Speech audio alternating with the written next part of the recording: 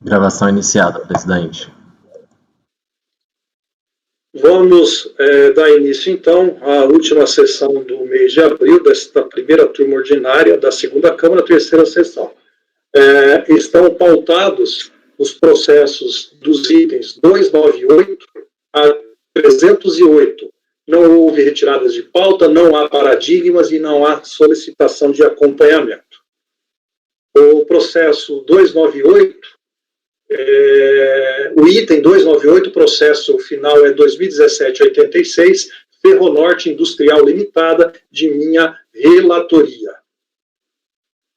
O processo está na pasta, junto com ele tem vários arquivos que podem auxiliar no entendimento, na compreensão do processo e do voto e dos atos processuais. Deixa eu ver se eu abaixei a qualidade. Não. Baixando a qualidade. Então, vamos lá. Eu estou adotando o relatório da resolução que foi feita neste mesmo colegiado, na sessão de março de 2019, na qual foi convertido o julgamento em diligência. Então, eu transcrevo e vamos, talvez, se deter somente onde está grifado.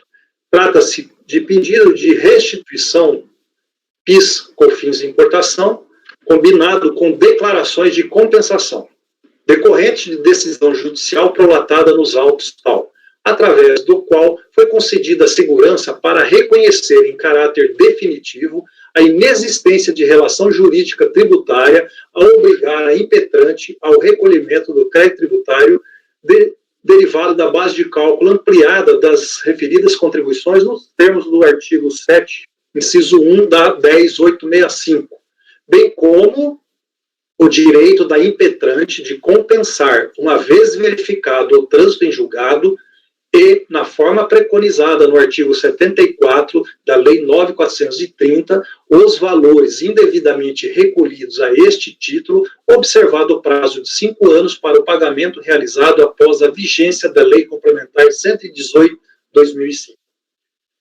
Segundo a autoridade fiscal, no procedimento de análise do direito creditório utilizado nas compensações declaradas, foi verificado que já teria havido o aproveitamento dos valores pagos indevidamente quando da apuração das contribuições pela sistemática não cumulativa, motivo pelo qual nova utilização caracterizaria duplicidade. Da análise do DACOM apresentados, verificamos que o indébito decorrente dos efetivos pagamentos do PIS, COFINS e importação já foi creditado na forma de desconto da contribuição para o PIS, COFINS, conforme demonstrado nas planilhas. Logo, não se admite o duplo aproveitamento dos mesmos valores por meio de duas sistemáticas de utilização de crédito, quais sejam a da não cumulatividade, que é o desconto, e o da compensação em decomp. Dessa forma, concluímos que não existe crédito disponível para os pagamentos efetuados pelo sujeito passivo, tendo em vista que os valores dos pagamentos efetuados a título de PIS e COFINS e importação, inclusive aqueles equivalentes ao indébito, foram utilizados para descontar os valores apurados da contribuição do PIS e COFINS. Cientificada na manifestação de inconformidade, a alegação de que esse entendimento da fiscalização não merece prosperar, visto que, aspa, a norma tributária que regula o débito não se confunde com a norma tributária que gera o direito ao crédito, de modo que não se pode considerar o julgamento do RE 559-937, que alterou a base de cálculo da norma tributária de débito, produz efeitos quanto à norma tributária de crédito. Fecha aspas. Vou para o 5. Argumenta que, aspa, em atenção ao princípio da eventualidade, cabe ressaltar ainda que se entenda pelo aproveitamento prévio dos créditos indevidos, é dever do fisco efetuar a glosa desses créditos dentro do prazo decadencial de 5 anos, fato que não ocorreu no caso em debates. Fecha aspas. Item 6 da impugnação. Destaca, abre aspas, que a autoridade administrativa desconsiderou por completo o direito do contribuinte de ter o indébito tributário corrigido monetariamente com base na incidência da taxa Selic, o que mais uma vez revela a necessidade de reforma do despacho decisório. Fecha aspas. DRJ de Belém julgou improcedente a manifestação de conformidade do contribuinte e não reconheceu o direito creditório. No julgamento, em 28 de março de 2019, essa turma resolveu convertê-lo em diligência, por intermédio da resolução tal, conforme transcrito no voto. Eu vou pular essa parte inicial, mas aqui está se explicando que aquele RE 559937 foi o que excluiu da base de cálculos aquelas rubricas que excedia ao valor aduaneiro, né? É isso. E aí eu vou onde está a parte amarela, em que está se convertendo o grifado amarelo, onde se tem os fundamentos para a conversão do julgamento em diligência. Só me sinaliza se vocês estão me ouvindo.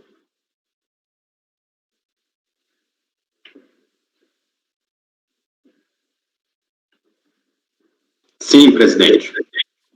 É que aqui aconteceu aquela situação de sumir a imagem de todos vocês. Então, continuando. Então, na parte, eu estou lendo os excertos da resolução dessa turma, então já na parte que está grifada em amarelo. Para a solução da lide, no tocante ao confronto de valores pagos e apropriados na escrita, há de se verificar a cada período de apuração os valores recolhidos a maior referentes a PIS, COFINS e importação e os apropriados como crédito descontado do PIS e COFINS devidos. Torna-se imprescindível a verificação dos valores de, primeiro, PIS e COFINS e importação recolhido com a base de cálculo que incluía o ICMS e as próprias contribuições que se deu no registro da DI.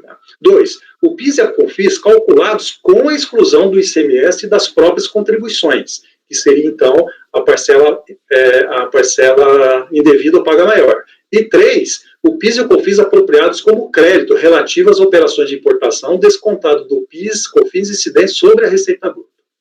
Então, ou seja, o PIS na DI, o PIS, COFINS apurado conforme a exclusão e qual foi e a parcela e a apuração do PIS devido nas saídas, o PIS da receita bruta. Nos autos, não há qualquer comparativo de valores recolhidos por DARF, indicação do valor paga maior e os créditos apurados na escrita. Os extratos de detalhamento da compensação fazem referência à informação fiscal, planilhas e demonstrativos de crédito. Esses documentos, necessária a verificação mencionada, devem ser juntados aos autos. Assim, deve-se solicitar à autoridade fiscal juntamente com outros elementos elucidativos. E aí eu venho e peço os documentos. Seria os documentos, no item 1 eu pedi os documentos anexos ao detalhamento da compensação, no item 2 os demonstrativos com os valores da base de cálculo e tributos, que permite a comparação entre os valores da contribuição pagas na importação das contribuições calculadas com base de cálculo apenas no valor aduaneiro. Também dos créditos PIS e COFINS descontados na apuração da contribuição no período e do PIS e COFINS apurado no regime não cumulativo. E foi pedido também que se elaborasse relatório com as informações e considerações pertinentes. Era para se juntar cópia também do inteiro teor da decisão judicial que concedeu o direito pleiteado. A diligência foi cumprida e a unidade elaborou o que fora solicitado. E aí vem, no item 1, apresentou os demonstrativos de apuração, pagamento e utilização como crédito, dedução, na sua escrita dos valores de PIS, COFINS e importação pagos no registro da DI, por meio dos quadros e planilhas informativas. E aí veio planilha informativo de pagamento de PIS e de COFINS da importação, planilha ou demonstrativo de apuração e utilização do crédito de PIS COFINS na importação, também a apuração do PIS COFINS e o confronto do valor pago e o valor descontado, demonstrativo de base de cálculo de PIS e COFINS, acordo judicial e a planilha de base de cálculo de PIS em confronto com a base de cálculo valor aduaneiro. Ou seja, então aí sim veio aquilo que estava se pedindo. Então, continuando o relatório. Bom, aquilo que foi cumprido na diligência. 2. O relatório, com fundamento no parecer normativo COSIT 1/2017, no qual constatou que o contribuinte 1. Realizou operações de importação entre junho de 2008 a setembro de 2013, em que a base de cálculo PIS e COFINS levava em consideração o ICMS e as próprias contribuições. 2. Foram pagos os valores de 4.934.000 de PIS e de 22.735 de COFINS. 3. Realizou a apuração do crédito de PIS e COFINS, tomando como base de cálculo o valor integral, valor aduaneiro mais ICMS mais PIS/COFINS da operação de importação e não apenas o valor aduaneiro, efetuando o desconto dos valores dos indébitos em sua integralidade, não restando saldo credor em favor do contribuinte, conforme planilha de apuração e utilização de crédito. 3. A autoridade fiscal concluiu pela inexistência de crédito disponível para as compensações efetuadas pelo sujeito passivo, posto que os valores de pagamento efetuado a título de PIS, COFINS e importação, inclusive aqueles equivalentes ao indébito, foram utilizados em sua inteireza para descontar os valores apurados da contribuição ao PIS e da COFINS, aqui sobre a receita bruta. O contribuinte manifestou-se quanto ao conteúdo do relatório com suas alegações e pedidos. A autoridade fiscal presumiu que houve alteração da norma de crédito das contribuições e concluiu pela inexistência de valores a compensar antes mesmo da decisão judicial transitada no julgado. B. O erro do despacho decisório e da informação fiscal está no fato de o fisco não ter adotado o procedimento indicado na nota PGFN 547/2015 para apuração dos valores a compensar. C. A autoridade administrativa optou por adotar a argumentação simplória de que houve aproveitamento de créditos indevidos, além de que desrespeitou a determinação judicial que concedeu à recorrente o direito de compensar valores pagos indevidamente.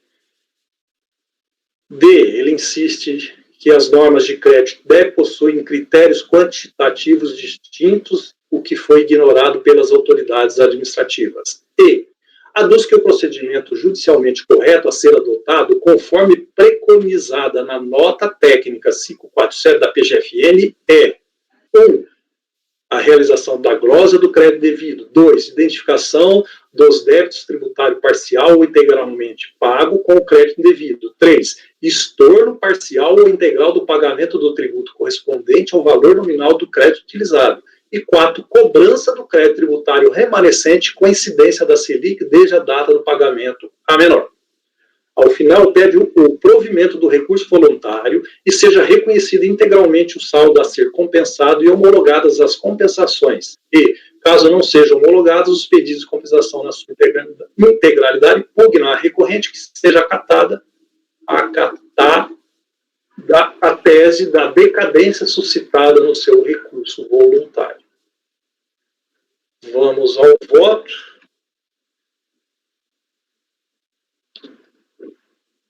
O recurso, por atender os requisitos legais, foram admitidos e conhecidos já na sessão de 28 de março de 2019, no qual foi convertido em diligência. Os autos retornaram da diligência com a juntada de documentos demonstrativos da apuração e do recolhimento do PIS/COFINS com ICMS e as próprias contribuições, compondo sua base de cálculo, bem como demonstrativo que na apuração das contribuições para PIS/COFINS, no regime da não cumulatividade, os valores pagos no momento do registro da DI foram deduzidos da contribuição devida nos termos da legislação. O contribuinte reitera seu inconformismo em face do fisco não homologar as compensações cujos créditos decorreram de decisão judicial transitada em julgado que reconheceu 1. A inexistência da relação jurídica que obrigava ao recolhimento do PIS/COFINS e importação com a inclusão do ICMS e das próprias contribuições em sua base de cálculo. E 2, o direito de compensar os valores indevidamente recolhidos. O trânsito em julgado da decisão ocorreu em 17/12/14, conforme certidão. A tese de defesa tem por fundamento que, considerando que as normas de crédito da não cumulatividade do PIS e do COFINS e de débito da apuração do PIS, COFINS e importação possuem critérios quantitativos distintos, o que foi ignorado pela autoridade administrativa. Os cálculos dos indebitos do crédito a compensar devem seguir o procedimento preconizado na norma técnica 547/2015 da PGFN, que mencionou por 2 vezes em seu recurso, que reproduzo as folhas 451 e 453. Então, aí, a tal norma, com a orientação da apuração. Tá? Os períodos em que ocorreram o recolhimento do PIS/COFINS, importação, reconhecidos indevidamente, referem aos fatos geradores de 1º de junho de 2008 a 2 de setembro de 2013, cujos efetivos pagamentos dessas contribuições deram-se nas datas dos registros das declarações de importações. Como explicitado no relatório de diligência e em seus quadros demonstrativos, o contribuinte, praticamente no mesmo período de apuração das contribuições não cumulativas, deduziu como crédito PIS, PASEP e COFINS os montantes pagos na importação. Entendo que a não homologação da compensação pela autoridade fiscal está correta e não poderia ser diferente, conquanto haja distinção nas normas de débito e de crédito, pois que o despacho decisório foi prolatado nos estritos contornos da legalidade. Não foi desprezado qualquer ato legal ao qual o auditor fiscal, tanto no despacho decisório como nas manifestações em que manteve a não homologação das compensações, está adstrito ao fiel cumprimento. A apuração do débito pago e os créditos compensados na escrita fiscal foram realizados pelo próprio contribuinte e se coadunam com as regras estabelecidas nas leis 10.637, 10.833 e 10.865. A metodologia de apuração que o recorrente entende que deveria ser adotado pelo fisco tem amparo em ato expedido pela PGFN. Todavia, a nota 547 foi anulada pela nota 608 de 5/7/2017, em razão de incompetência da Procuradoria da Fazenda Nacional determinar que a Receita Federal adote determinado procedimento nos pedidos de restituição ou compensações, conforme excerto do seu texto. Daí, não obstante, a Receita Federal, antes mesmo da anulação da indigitada nota, editou o parecer COSIT 1 de 31/3/2017, com fundamento em extensa legislação que menciona, no qual estabeleceu as normas a serem observadas nas situações em que o contribuinte solicita restituição e ou compensação de indébitos decorrente dos efeitos de declaração de inconstitucionalidade da inclusão do ICMS das próprias contribuições na base de cálculo do PIS, COFINS e importação. Este parecer negativo, passou a ser vinculante e de observância obrigatória pelo auditor fiscal no procedimento de análise de pedidos relacionados à repetição de indébitos, o que inclui o presentes autos. Impende colacionar os excertos do parecer 1/2007, que tratam, 1/2017,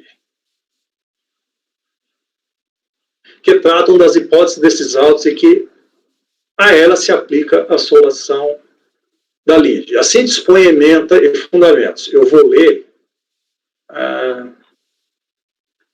vou ler aqui a ementa, depois o trecho importante dos fundamentos. A vinculação da Receita à decisão do STF implica o reconhecimento da inconstitucionalidade da cobrança, pagamento indevido ou maior, mas não implica o dever de deferir pedidos de restituição sem prévia análise quanto à efetiva existência ou disponibilidade do direito creditório junto à Receita. Deve haver o cuidado para se evitar a dupla devolução dos valores. E aí eu vou para os fundamentos, no tópico 5, onde fala da possibilidade de aproveitar de aproveitar o pagamento por outras formas de devolução. Aí, no 5.1, ele trata do regime da apuração não cumulativa, que é o caso. E lá no item 33, cabe tratar da possibilidade de o sujeito passivo aproveitar os pagamentos indevidos da contribuição para o PIS, COFINS e importação por outras formas de devolução sujeitas ou não à prévia análise quanto à efetiva existência de indébito. Nesses casos, é dever da administração evitar o enriquecimento sem causa e a dupla devolução dos valores e disciplinar a análise dos pedidos de restituição conforme disposto no parágrafo 14 do artigo 74 da 9.430. Conforme citado em itens anteriores do parecer, não se pode admitir a dupla devolução ao adquirente e ao importador nos casos de importação por conta e ordem. Da mesma forma, não se pode admitir dupla devolução do valor nos casos em que importâncias equivalentes a valores indevidos já foram utilizados espontaneamente pelo sujeito passivo ou estão à sua disposição.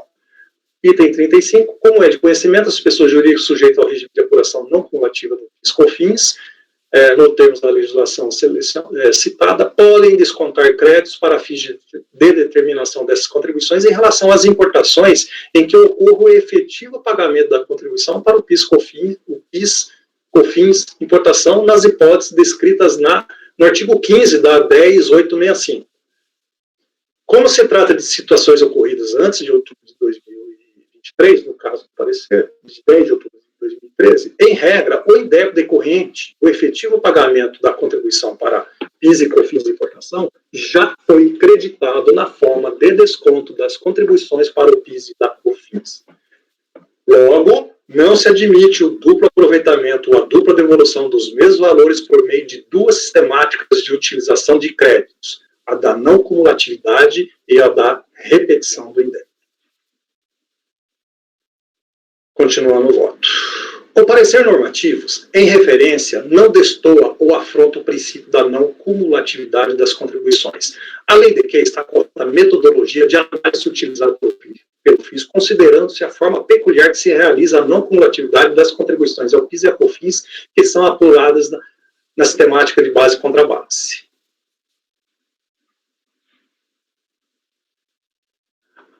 Esses dois parágrafos eu vou pular, porque aí é doutrina. Compulsão dos demonstrativos elaborados pelo fisco, constata-se que os critérios quantitativos distintos de apuração de PIS, COFINS, importação devidos e dos créditos com base no artigo 15 da Lei 10.865 resultaram em mesmo valor, o que de pronto rechaça o prolatado erro procedimental da autoridade fiscal. Verifica-se da planilha comparativa de PIS/COFINS, folha 353, 376, que o valor pago e o valor utilizado como desconto são quase todos coincidentes e relativos aos mesmos períodos, ou seja, a contribuição devida no mês da importação foi, via de regra, utilizado como dedução da contribuição não cumulativa do próprio mês de registro das DIs.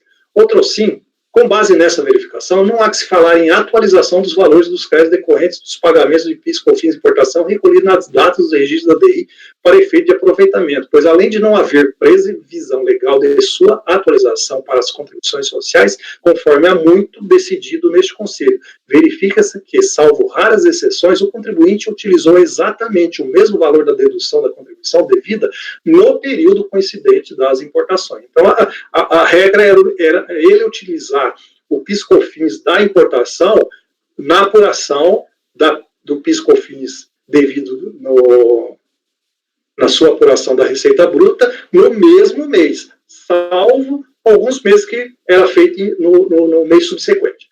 Por todo exposto assim, eu entendo não assistir razão ao recorrente no tocante a qualquer outra solução quanto à aplicação no caso concreto do princípio da não cumulatividade das contribuições para PIS/COFINS não cumulativo, que, repisa-se, foi adotado por si em sua escrituração. E mais, a metodologia defendida pelo contribuinte requer, de um lado, o reconhecimento do indébito e sua atualização pela taxa Selic, e de outro, que se decrete a impossibilidade de qualquer estorno de seus créditos em razão da pretensa decadência. De forma simples, pleiteia-se, ainda que de forma obtusa, o aproveitamento em duplicidade de ao menos parte do seu crédito, o que caracterizaria enriquecimento ilícito do contribuinte, o que encontra vedação no ordenamento jurídico. E que foi muito bem apontado por várias vezes no parecer 1/2017. Quanto ao suposto descumprimento à decisão judicial, a alegação não se sustenta.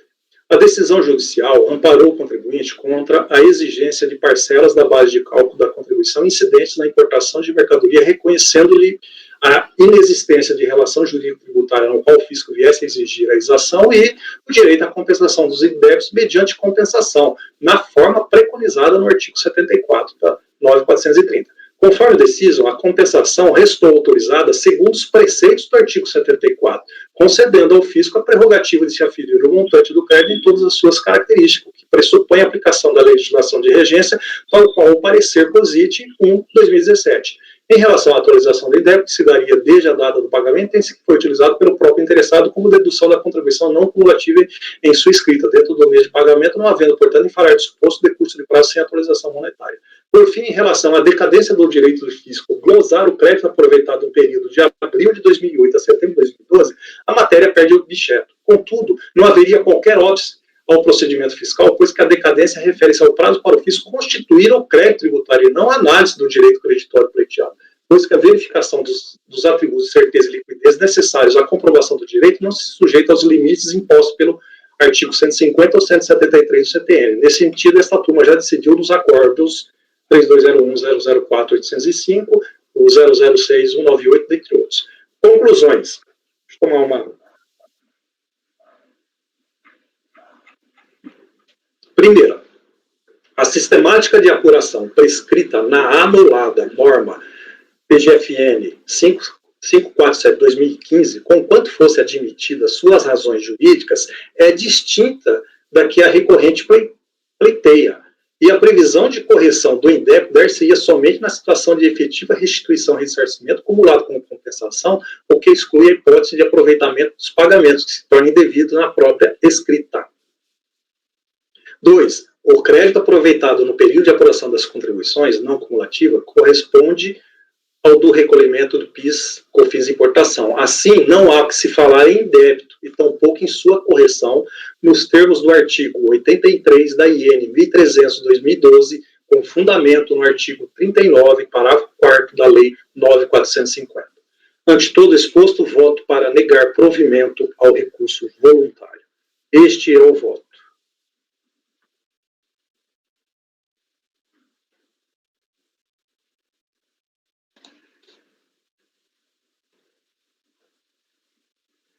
Um minuto de silêncio para vocês pensarem.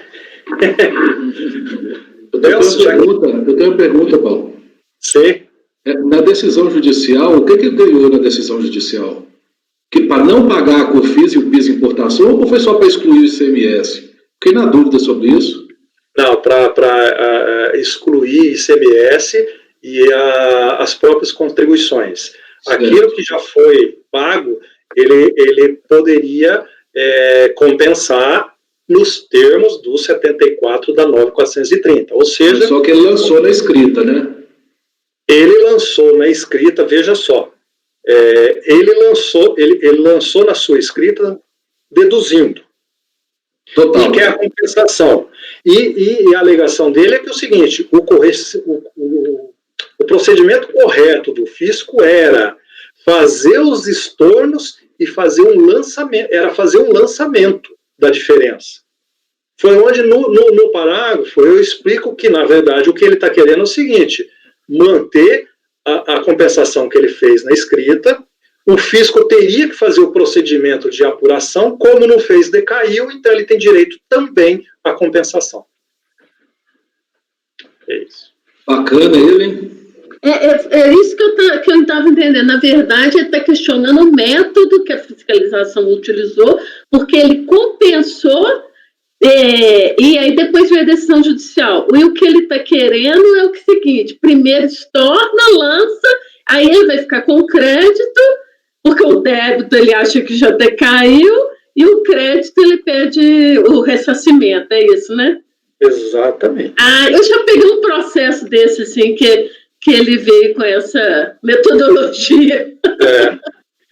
Interessante foi a existência dessa nota da PGFN que dizia como a Receita deveria proceder nesses casos, né?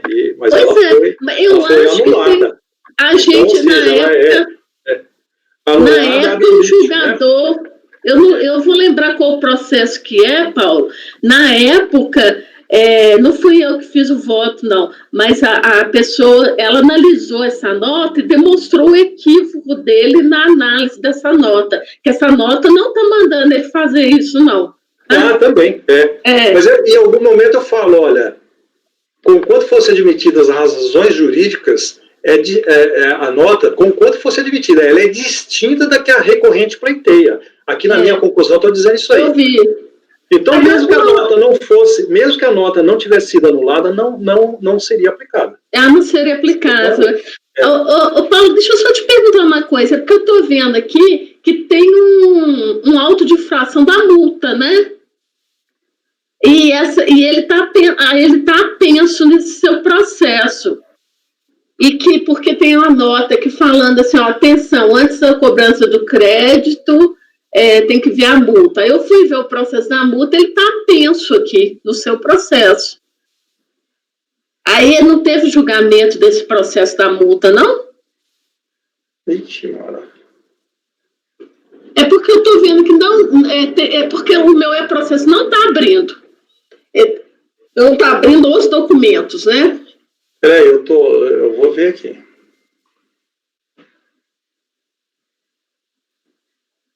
Ele fez algum pedido em relação à multa no recurso voluntário dele? Se não está no relatório meu, agora eu não vou saber.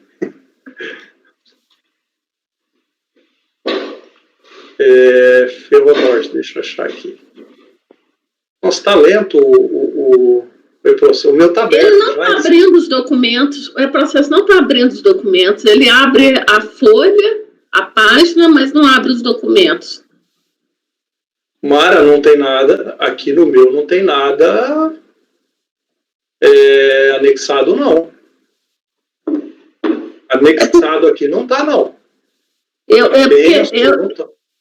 consultei aqui, tá aqui vínculos. Ele está falando que ele está vinculado no seu processo. Mas olha, quando eu abro o e-processo, ele não está indicando que tem processo apenso, não. Não tem. É engraçado, porque eu coloquei consultar vínculos. Aí tem juntados por apensação. Aí tem um monte de processo que está vinculado no seu. Então, mas quando eu coloco aqui Ferronorte, só aparece ele. E na hora que você clica nele, não aparece aquele monte de processo vinculado, não? Não. Ué, porque eu cliquei, na hora que eu abri o seu processo, aquela tela do processo, aí tem aquele azinho, né? Aquele azinho. Aí na hora que você clica no azinho, aparece uma lista de processos. Peraí, deixa eu ver. Esse azinho é só vocês que tem. A gente não tem. Imara, não tem multa no recurso voluntário aqui. Eu olhei aqui também, não tem apenso, não. Não tem apenso, não. Ué, e por que esse azinho aqui está aparecendo um monte de processo? Não sei. Peraí, o processo está lento demais. Nota horrível. Não. O meu está normal, é processo. E eu abri, logo depois do almoço, eu abri. E para você não está aparecendo aí, não, Elcio? Para mim está aparecendo também, Mara. Não tem anexo nenhum. Mas parece que tem vários processos juntados por apensação aqui. Desse Ferronorte? Clica ali na tela dele, Paulo, tem um azinho que a Mara fala ali em cima, na barra de cima.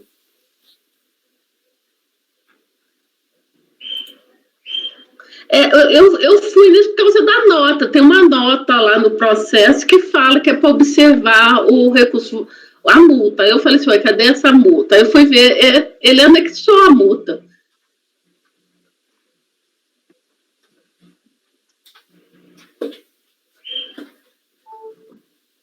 A multa está no outro processo, está no processo final 69. Isso, Mas ele não está anexo a ele aqui, não. Mas para mim só tem um Ferronorte no e-processo. Isso. E no processo da multa já tem o acordo da DRJ, mas não tem recurso. Então não poderia ser julgado agora mesmo, não. Ué, mas pode ter tido o acordo e ele não subiu porque não houve recurso. Pode ser. Por isso mesmo. No Ferronorte ele não tá com a pensa aqui mesmo, não. Mas na hora que você clica nesse azinho, aparece. Estranho. O acordo manteve o lançamento? Manteve a multa. Se ele não recorreu. E se a Pógino também não colocou em pauta, é porque, né, não está aqui. O presidente, só para entender, então, basicamente baixou em diligência e verificou que caso desse provimento para o contribuinte, ia estar aproveitando um crédito em duplicidade. É isso, né? Confirmei aqui, eu fui buscar os anexos, os apensos e não tem. Ferronorte sozinho, final 1786. Tá, então é isso. Então, Mara, não tem, tá? Tá, joia. Vamos lá. Pronto para votar, Elcio? Eu te respondi, Pedro, o que você perguntou agora? Sim. Tá.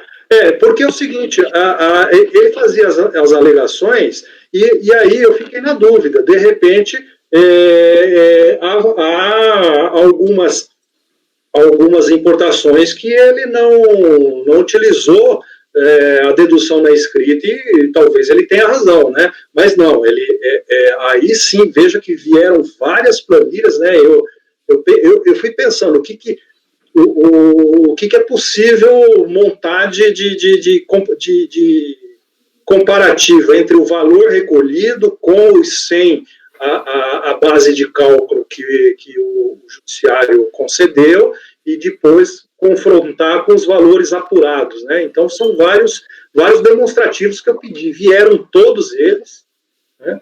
E aí ficou até fácil concluir que realmente ele deduziu todos os valores. Com precisão, a fiscalização apontou em que mês que se apurou, a maioria deles no próprio mês do registro da DI. Então, ok. Elcio, pronto para votar? Vou fazer só uma observação. Se ela estiver correta, é porque eu entendi. Se o contribuinte tivesse excluído da escrita fiscal dele a parcela do crédito relativa ao ICMS e mais as contribuições que foram tributadas, ele teria um saldo de um débito a maior.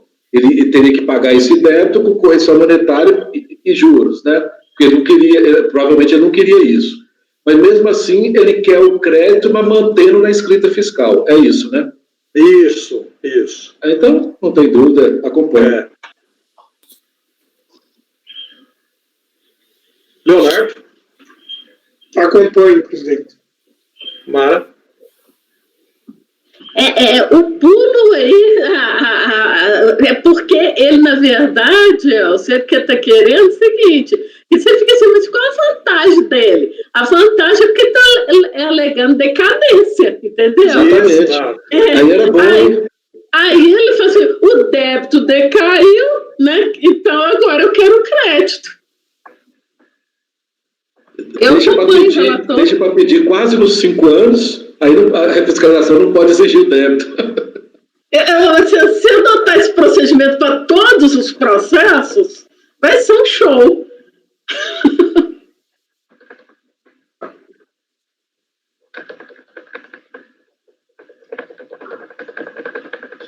Travou agora. Isso é coisa de contador, isso aí, viu, Márcio? Isso aí é coisa de contador. Contador espertinho. A mágica dos números.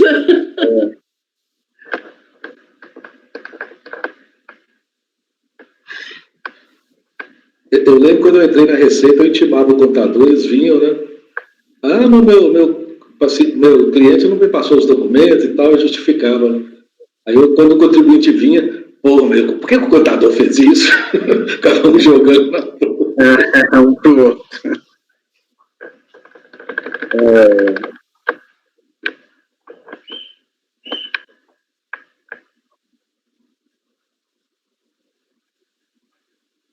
Cadê? O Paulo caiu.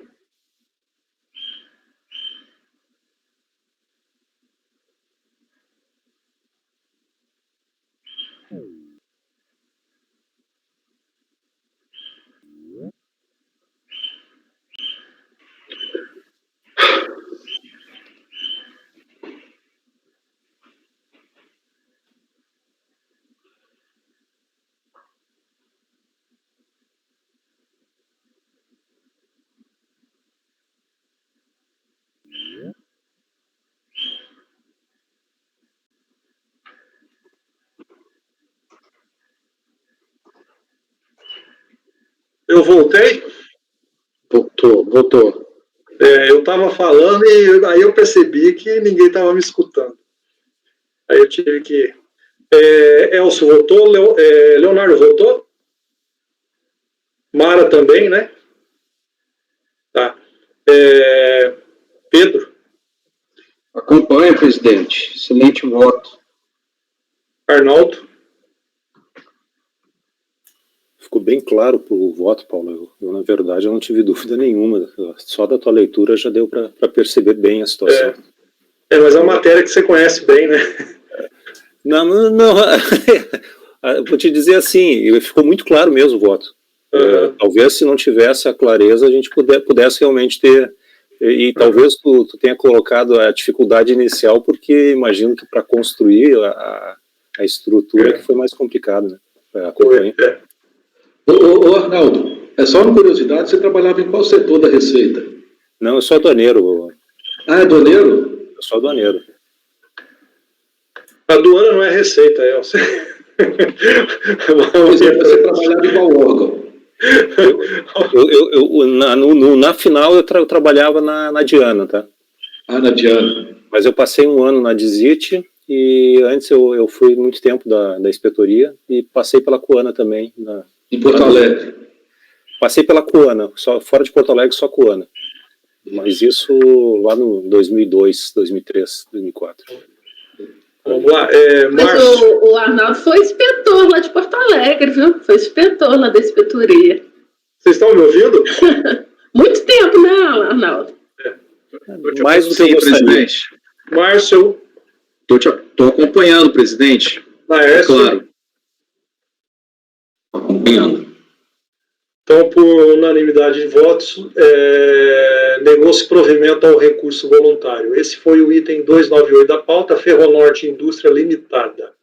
Próximo, são vários processos da Grande Moinho Cearense S.A., do conselheiro Arnaldo Dornelles. Por favor, Arnaldo, veja a sequência que melhor convém, vai nos indicando. Deixa eu colocar da seguinte forma, são 8 processos muito parecidos.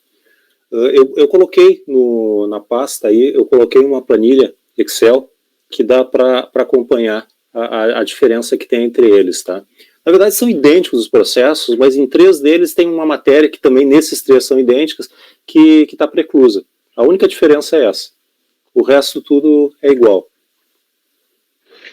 Não, mas você não colocou a minuta, né? Coloquei as minutas também. A minha pasta está desatualizada, então. Deixa eu ver.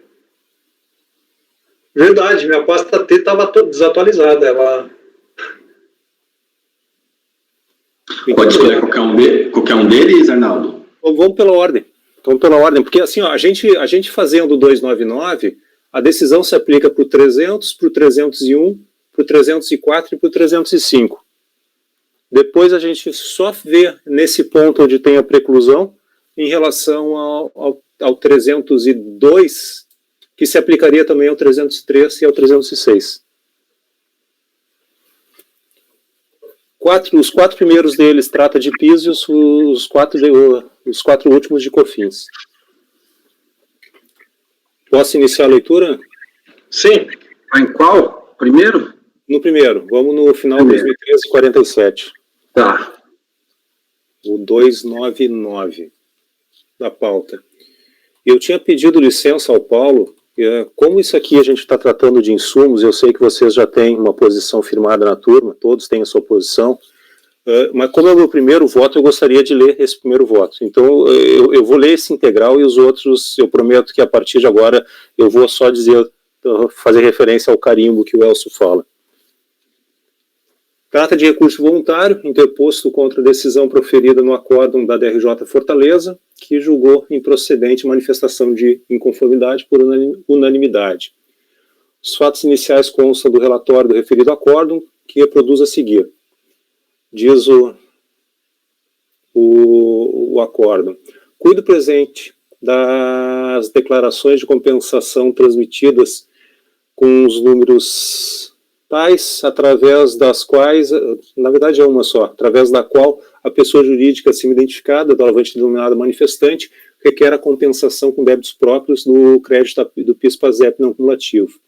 Mercado interno, quarto trimestre de 2009, no valor de R$ 105.916,30. Demonstrado no pedido de ressarcimento de final 3869. O processamento eletrônico desse pedido culminou na emissão de despacho decisório, com número de rastreamento com final 252, emitido em 3 de janeiro de 2014, que não homologou a compensação declarada, na DECOMP com final 1221, indeferiu o pedido de ressarcimento no PER com final 3869 e exigiu o crédito tributário constituído, correspondente aos débitos indevidamente compensados, no valor de R$ 105.916,30, acrescido de multa e juros de mora. Motivação para o ato decisório está na informação fiscal, que a autoridade tributária afirma haver procedido à glosa de parte do crédito de não cumulatividade, porque se tratavam de ferramentas não dedutíveis, embalagens para transporte que não eram incorporadas aos produtos durante o processo de fabricação e fretes para transferência de produtos acabados do estabelecimento industrial aos pontos de venda, todos da mesma empresa. O lançamento foi notificado a impugnante 21 de janeiro de 2014 e a manifestação de conformidade apresentada 17 de fevereiro de 2014, dentro do prazo do sentido legal. Na defesa, a manifestante enfatiza direta e laconicamente que as embalagens para transporte e os serviços de frete são indispensáveis para o exercício normal da atividade empresarial desempenhada. Destaque é que as embalagens são empregadas no deslocamento da farinha de trigo aos pontos de venda, necessários também a boa conservação das propriedades do derivado e da rigidez ao consumo humano, afora facilitar o transporte, a guarda e o estoque.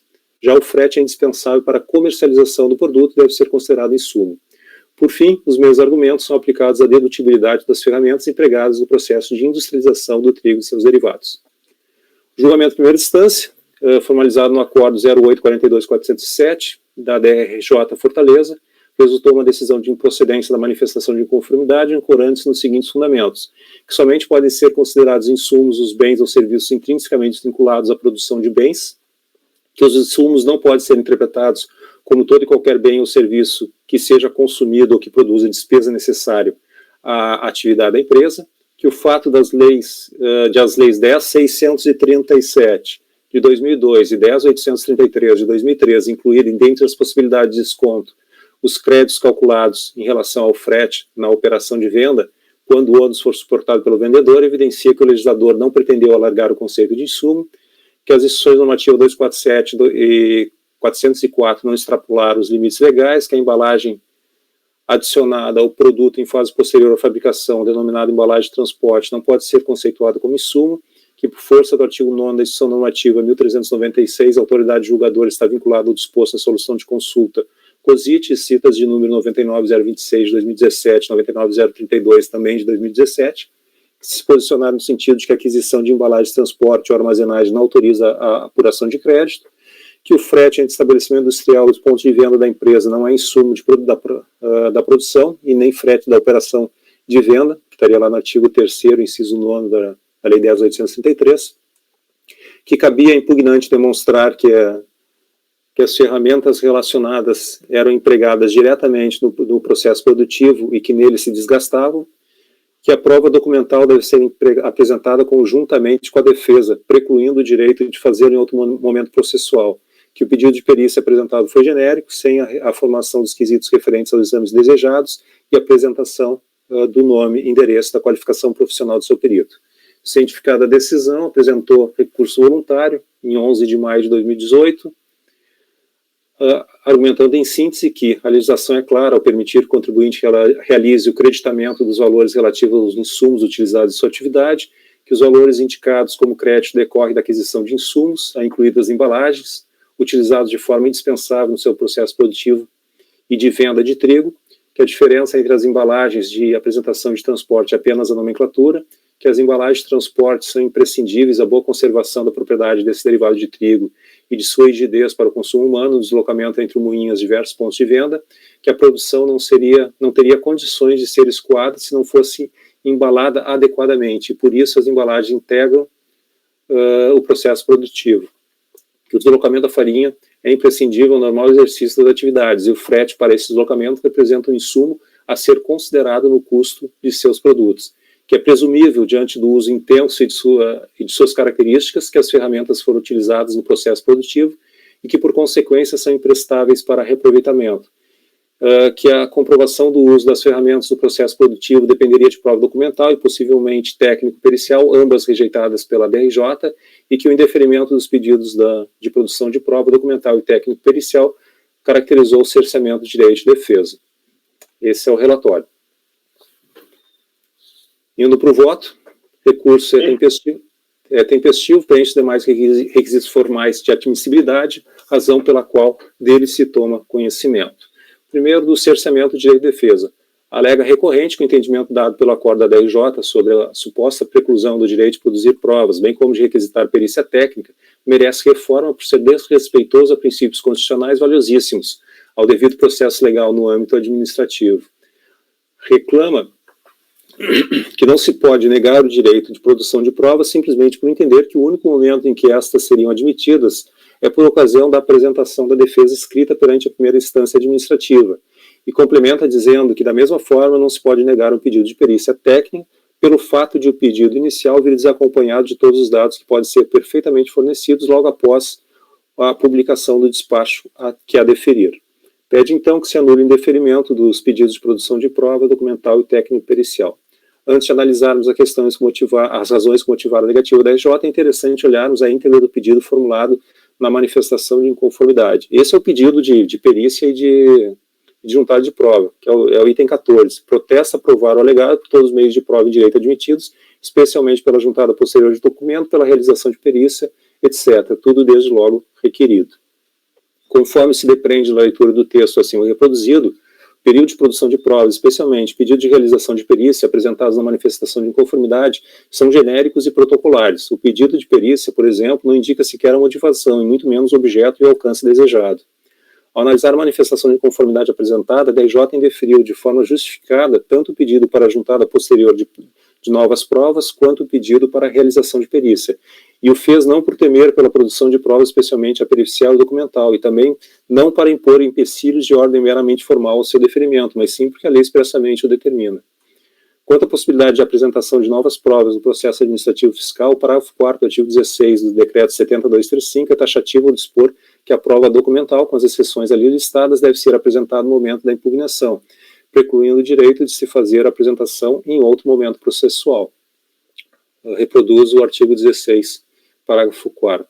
É interessante também notar que, não obstante a irresignação da recorrente, não há qualquer pedido no processo para juntar de novas provas após a apresentação da manifestação de inconformidade, que poderia ter sido feito com base no parágrafo 5º do artigo 16 do decreto 7235, acima reproduzido.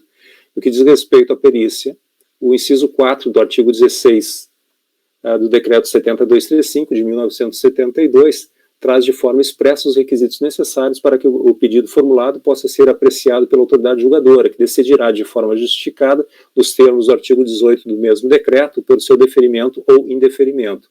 A falta de atendimento a esses requisitos prejudica ou até mesmo impede a tomada de decisão da autoridade julgadora, uma vez que afeta a sua análise sobre a necessidade, prescindibilidade ou impraticabilidade da realização da perícia. É por essa razão que o parágrafo 1º do artigo 16 do decreto 7235 dispõe que o pedido de perícia, feito sem o atendimento aos requisitos do inciso 4, é considerado não formulado. reproduzo o texto normativo.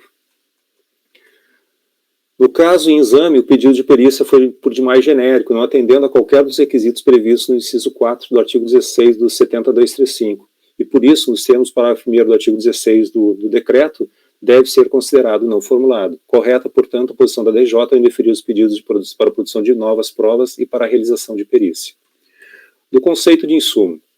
Tendo em vista que a presente lide foi instaurada a partir da resignação da recorrente em relação às glosas de créditos de contribuição para o PIS/PASEP não cumulativa, relativa a ferramentas, embalagem para transporte e transporte de produtos acabados entre estabelecimentos, que resultou na não homologação da DECOMP de final 12/21 e no indeferimento do pedido de ressarcimento no PER de final 3869, é fundamental que se esclareça desde logo o entendimento seguido no presente voto para fins de aplicação do disposto no artigo 3º da Lei 10.637 de 2002, especialmente no que diz respeito ao conceito de insumo, inciso 2 do artigo 3º da Lei 10.637. Reproduzo o artigo 3º da Lei 10.637, o caput com os incisos, né? Conforme se depreende da leitura desse artigo 3º, o legislador estabeleceu uma série de acreditamentos que a pessoa jurídica poderá fazer para deduzir do valor da contribuição, apurado na forma do artigo 2º, por vezes vinculando esse direito ao exercício de uma atividade específica. O inciso 1, por exemplo, trata a atividade comercial, permitindo à pessoa jurídica que a exerce a apropriação de créditos relativos aos bens adquiridos para revenda, com as exceções que lista. O inciso 2, por sua vez, trata da atividade industrial e da atividade de prestação de serviço, permitindo à pessoa jurídica que as exerce a apropriação de créditos relativos aos insumos, bens e serviços utilizados na prestação de serviço e na produção ou fabricação de bens ou produtos destinados à venda.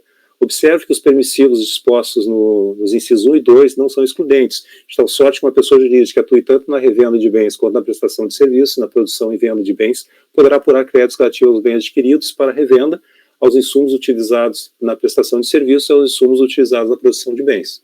O inciso 9 permite à pessoa jurídica o creditamento relativo aos custos com energia elétrica e energia térmica consumidos em seus estabelecimentos, independentemente da atividade para onde essas energias são direcionadas.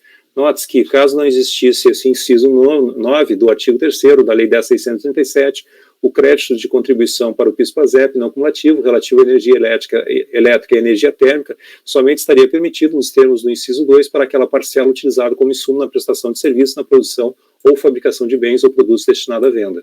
Da mesma forma, inciso 4, 5, 7, que tratam, respectivamente, dos créditos relativos a aluguéis pagos à pessoa jurídica, ao valor das contraprestações de operações de arrendamento mercantil de pessoas jurídicas, edificações, benfeitorias e imóveis terceiros, não estão vinculados ao exercício de uma atividade específica. O inciso 6 permite à pessoa jurídica a apropriação de créditos relativos à aquisição e fabricação de máquinas, equipamentos e outros bens incorporados ao ativo imobilizado, desde que destinados à locação a terceiros, à utilização na produção de bens para venda ou à utilização na prestação de serviço. O inciso 8 tem o efeito de expurgar do valor devido a título de contribuição para o PIS/PASEP aquela parcela composta pela venda de bens que, por alguma razão, acabam sendo devolvidos. O inciso 10 permite, de forma casuística, apenas para as pessoas jurídicas que explorem as atividades de prestação de serviço de limpeza, conservação e manutenção, o crédito da contribuição para o PIS/PASEP não cumulativa, relativo ao vale transporte, vale refeição, vale alimentação, fardamento ou uniforme fornecidos aos empregados. Por fim, o inciso 11, tratando novamente da atividade de produção de bens para venda e da atividade de prestação de serviço, permite à pessoa jurídica que as exerce o aproveitamento dos créditos relativos aos bens incorporados ao ativo intangível e que sejam utilizados nessas atividades. Feita essa breve análise dos incisos do artigo 3º da Lei 10.637, é preciso contextualizar a polêmica que se estabeleceu em relação ao disposto no inciso 2, especificamente em relação ao conceito de insumo, entre a receita e as pessoas jurídicas contribuintes da contribuição. Ocorre que, a fim de disciplinar a incidência não cumulativa da contribuição para o PIS/PASEP, foi publicada a IN 247 de 2002, que, a partir de uma visão própria da legislação do IPI, restringiu o conceito de insumo apenas àquilo que fosse utilizado diretamente na produção de bens ou na prestação de serviço, restringindo com isso o universo de bens e de serviços que poderiam gerar direito a crédito para as pessoas jurídicas. Conformados com essa visão restritiva do conceito de insumo, trazida pela IN 247, não foram poucos os contribuintes que recorreram ao judiciário na tentativa de firmar a tese de que insumo para efeitos de creditamento da contribuição para o PIS/PASEP não cumulativo corresponde a todos os custos e despesas necessários ao desenvolvimento empresarial.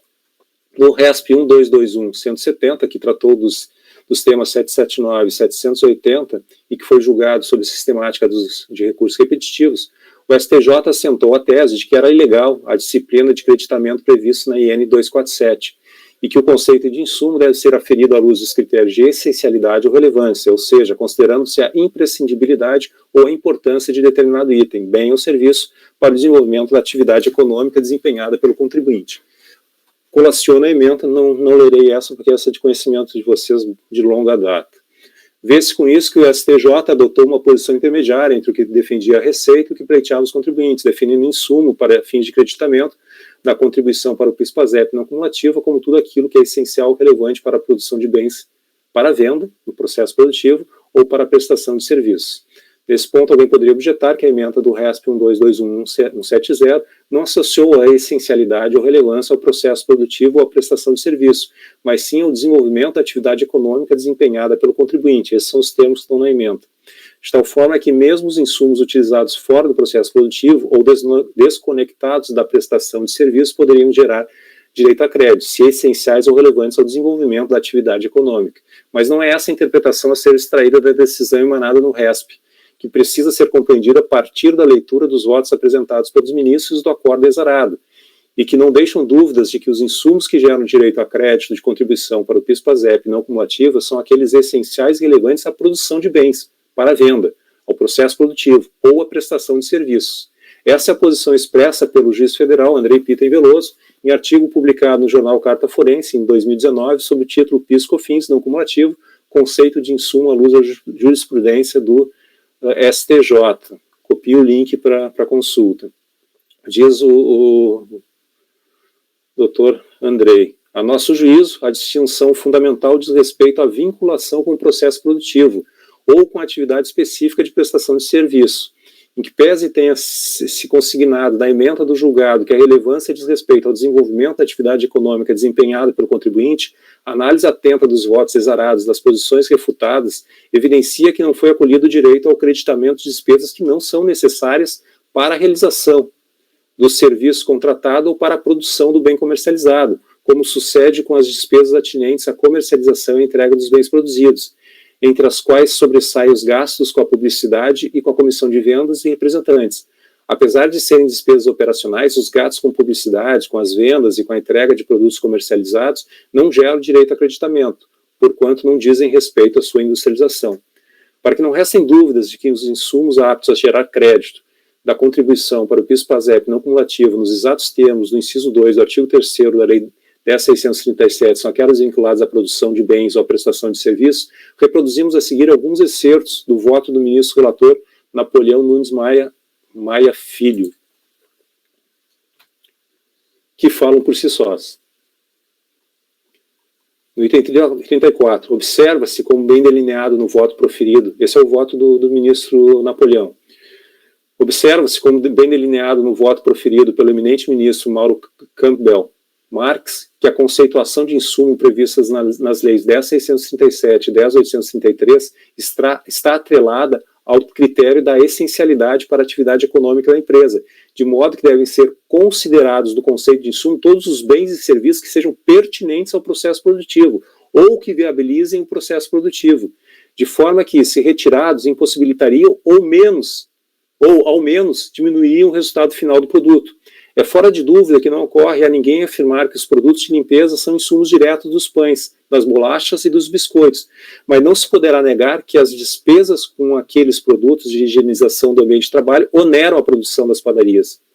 Em resumo, senhores ministros, a adequada compreensão de insumo para efeitos do creditamento relativo às contribuições usualmente denominadas PIS/COFINS deve compreender todas as despesas diretas e indiretas do contribuinte, abrangendo, portanto, as que se referem à totalidade dos insumos, não sendo possível, no nível da produção, separar o que é essencial, por ser físico, por exemplo, do que seria acidental, em termos de produto final.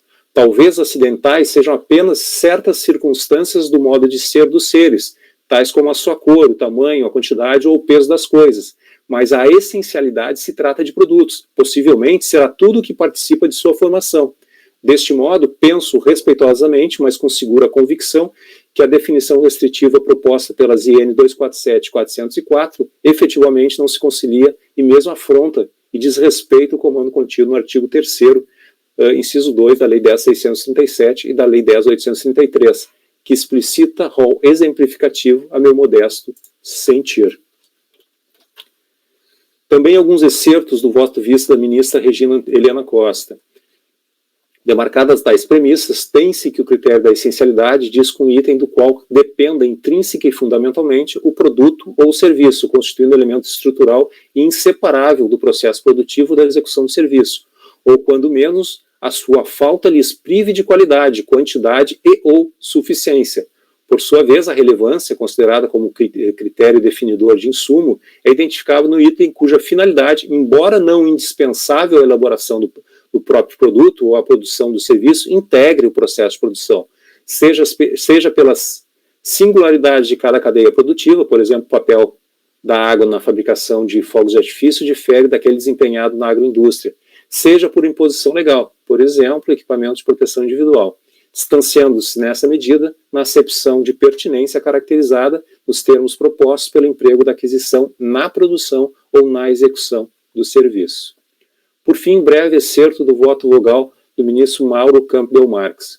Continuando, extrai-se do supracitado excerto do voto proferido no RESP 1246317, que a definição de insumo, para efeito do artigo 3º, inciso 2 da Lei 10.637, e mesmo artigo da Lei 10.833, é que o bem ou serviço tenha sido adquirido para ser utilizado na prestação de serviço ou na produção, ou para viabilizá-los, pertinência ao processo produtivo.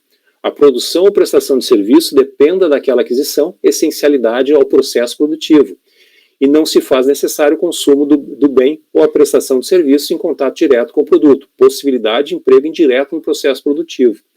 Definido o conceito de insumo para fins de creditamento da contribuição para o PIS/PASEP não cumulativa, como tudo aquilo que é essencial ou relevante para a produção de bens para a venda, processo produtivo ou para a prestação de serviços, é preciso agora estabelecer os critérios para sua aplicação. Para esse feito, nos socorreremos da criteriosa análise envolvida no voto do relator da apelação feita no processo de final 7100-RS, no TRF da 4ª Região Fiscal, que teve como relator o juiz federal Andrei Pitten Veloso. Para se aplicar a tese firmada pelo STJ, faz-se necessário concretizar as noções de essencialidade e relevância para o desempenho da atividade fim da empresa, o que deve ser feito à luz de fundamentos determinantes do julgado em apreço. Em primeiro lugar, vale registrar que, como ressaltou o ministro Napoleão Nunes Maia, o conceito de insumo não pode ficar restrito aos itens utilizados diretamente na produção, entendendo-se a todos aqueles necessários para o desempenho da atividade produtiva. Eu vou pular essa parte que seria uma reprodução do voto do ministro Napoleão, para concluir que a adequada compreensão de insumo para efeito de creditamento relativo às contribuições usualmente denominadas deve compreender todas as despesas diretas e indiretas do contribuinte, abrangendo, portanto, as que se referem à totalidade dos insumos, não sendo possível, no nível da produção, separar o que é essencial, por ser físico, por exemplo, do que seria acidental. Nessa mesma linha, se insere a manifestação do ministro Mauro Campbell Marques, que diz que a definição de insumos, essa é a parte do voto que eu li ali em cima, então eu vou pular também. Especificamente quanto à concreção do significado dos critérios da essencialidade e da relevância, é esclarecedor desse excerto o voto da ministra Regina Helena Costa, que também praticamente o que eu reproduzi mais acima.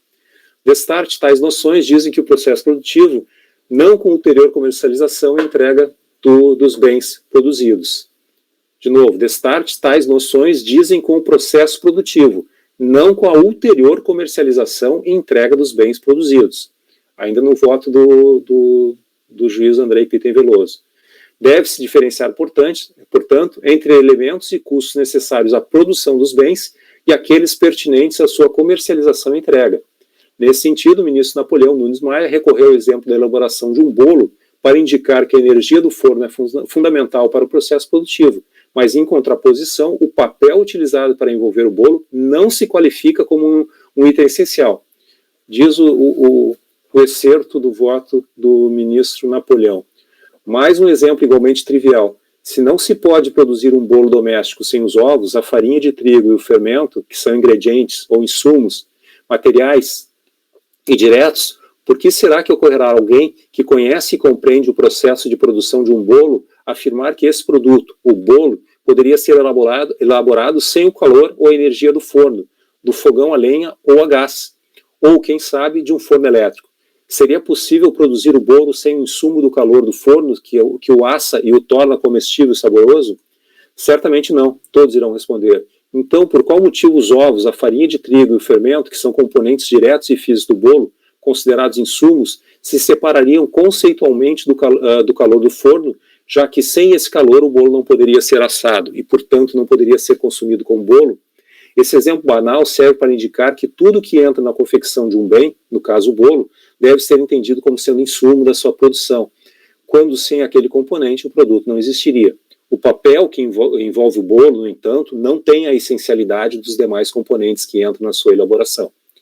Trilhando essa senda, o ministro, ainda no voto do juiz Andrei Pitem Veloso, trilhando essa senda, o ministro Mauro Campbell indicou expressamente que despesas com comissões de venda e representantes e propagandas não geram direito a crédito, por não serem essenciais ou relevantes ao processo produtivo.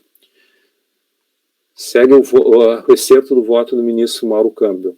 Segundo o conceito de insumo aqui adotado, não estão incluídos os seguintes custos e despesas da recorrente: gastos com veículos, materiais de proteção de EPI, ferramentas, seguros, viagens, comissões de venda e representantes, fretes, salvos na hipótese do inciso 9 do artigo 3º da Lei 10.833, prestação de serviço de pessoa jurídica, promoção e propaganda, telefone e comissões. É que tais custos e despesas não são essenciais ao processo produtivo da empresa que atua no ramo de alimentos, de forma que a exclusão desses itens do processo produtivo não importa a impossibilidade mesmo da prestação do serviço ou da produção, e nem ainda a perda substancial da qualidade do serviço ou produto. Conclusão diversa implicaria em distorção do entendimento acolhido pelo Superior Tribunal de Justiça, vez que redundaria na aplicação da tese do critério do crédito financeiro vinculado à noção de custos e despesas operacionais considerados no âmbito do IRPJ. Concluindo, então, o voto do acordo TRF4. Agora digo eu, esclarecida a compreensão dessa relatoria sobre a matéria e esclarecidos os critérios a serem utilizados como baliza nos casos concretos, passemos a analisar as glosas impostas pela fiscalização e reclamadas pela recorrente. Das embalagens de transporte. Segundo a informação fiscal de folhas 13 a 15, a empresa incluiu indevidamente no cálculo do crédito do PIS/COFINS a aquisição de embalagens consideradas transportes, que não são incorporadas ao produto durante o processo de industrialização, se destinam a facilitar o transporte dos produtos acabados. E por entender que tais embalagens, transportes, não geram direito a crédito à contribuição, nos termos do inciso 2 do artigo 3º da Lei 10.637, a fiscalização procedeu à sua glosa, que foi ratificada pelo DRJ. Em seu recurso voluntário, a recorrente sustenta de forma enfática que o conceito de insumo alcança as embalagens de transporte, uma vez que elas são absolutamente indispensáveis para o normal exercício da atividade da recorrente. Acrescenta que todos os valores indicados pela recorrente como crédito na apuração de PIS/COFINS decorrem da aquisição de insumos, incluídas as embalagens, utilizados no seu processo produtivo e de venda de forma indispensável. Diz que não há diferença entre embalagens de apresentação, que segundo a DRJ dariam direito a crédito, e as embalagens de transporte, a não ser a nomenclatura dada pelo órgão julgador. Questiona como as embalagens de transporte podem ser essenciais, conforme foi mencionado textualmente no próprio julgado administrativo, e ainda assim não gerarem crédito ao produtor industrial. Assevera que é mais que evidente que tais embalagens são imprescindíveis à boa conservação das propriedades desse derivado de trigo e de sua rigidez para o consumo humano no deslocamento entre o moinho e os diversos postos de venda espalhados pelo território nacional, e que é óbvio, assim, que integra o processo produtivo, pois a produção não teria condições de ser escoada se não embalada adequadamente. Cita a jurisprudência do CARF e traz a ementa exarada no RESP 1221-170. Em primeiro lugar, convém lembrar que a decisão do STJ exarada no RESP trouxe um conceito de insumo a ser aplicado no contexto do inciso 2 do artigo 3º da Lei 10.637 de 2002, baseado na essencialidade ou relevância do bem para o processo produtivo, e não como defende a recorrente para atividades envolvidas pela empresa. Por isso que é algo essencial a boa conservação do produto e ao escoamento da produção, se incorporado ao processo, após o processo, ao produto, após o processo produtivo, não se amolda ao conceito de insumo definido pelo STJ. Nunca é demais destacar que o que importa para efeitos de creditamento é que o bem ou serviço seja essencial ou relevante ao processo produtivo. Ir além disso, como bem destacou o juiz federal Andrei Pitten Veloso, implicaria em distorção do entendimento acolhido pelo STJ. Mas ainda que se admitisse que as embalagens para transporte fizessem parte do processo produtivo da recorrente, seria de se averiguar se essas embalagens são efetivamente essenciais e relevantes à produção. Socorrendo-nos mais uma vez da decisão exarada no RESP do STJ de observância obrigatória por parte desse colegiado, por força do disposto parágrafo 2º do artigo 62 da Portaria MF 343 de 2015, é forçoso reconhecer que não. O ministro relator Napoleão Nunes Maia, em seu voto, ao tratar do que é essencial para a produção de um bem, se utilizou do exemplo da elaboração de um bolo para afirmar que o calor do forno é indispensável para a obtenção do resultado esperado, ao contrário do papel utilizado para envolver esse bolo. Reproduz novamente o excerto do voto. Ora, o papel que envolve o bolo é justamente a embalagem de transporte discutido no presente processo, uma vez que ambas apresentam a mesma função de conservação. Pelas razões expostas, entendo que devam ser mantidas as glosas feitas pela fiscalização em relação às embalagens de transporte. No transporte de produtos acabados entre estabelecimentos, a fiscalização também glosou os fretes contratados para transporte de produtos acabados para estabelecimentos comerciais da mesma pessoa jurídica. A DRJ, por sua vez, manteve a glosa sob o argumento de que esse tipo de frete não se enquadra como serviço de transporte utilizado como insumo de produção ou fabricação de bens destinado à venda, uma vez que se realiza após o término do ciclo de produção ou fabricação do bem transportado, e B, nem como operação de venda, mas mera operação de movimentação de produtos acabados em estabelecimento, com a finalidade de facilitar a comercialização. A recorrente, resignada, reclama que a interpretação dada aos fatos, bem como ao direito aplicável a este, é por demais restritiva e prejudicial ao contribuinte, e sob o argumento de que o deslocamento de farinha é imprescindível ao normal exercício das atividades do recorrente, afirma que o frete que lhe é correlato indiscutivelmente representa um insumo a ser considerado no custo de seus produtos, podendo ser aproveitado para créditos de PIS/COFINS dos termos do artigo 3º, inciso 2 da Lei 10.637. Cita a jurisprudência do CARF. Aqui vale a mesma observação feita em relação às embalagens de transporte, qual seja, de que a essencialidade a ser apurada para a caracterização de um bem ou de um serviço como insumo gerador de crédito, nos termos do inciso 2 do artigo 3º da Lei 10.637, diz respeito ao processo produtivo, e não às atividades envolvidas pela empresa.